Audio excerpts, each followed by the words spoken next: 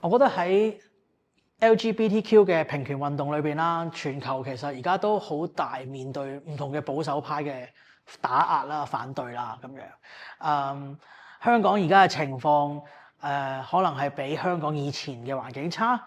但係佢又唔係最差喎。即係譬如，我另一個作品就係我去到一個國際嘅會議上邊，認識咗一啲東歐嘅國家，佢哋其實喺公開嘅空間展示彩虹旗，都已經會俾人拉入去坐監㗎啦。所以當我哋仲喺香港可以喺公共空間展示嘅時候，我就覺得我哋唔應該放棄呢一個展現嘅機會啦，咁樣盡量讓我哋嘅信息可以俾更加多人去看見啦。咁我覺得呢個信息係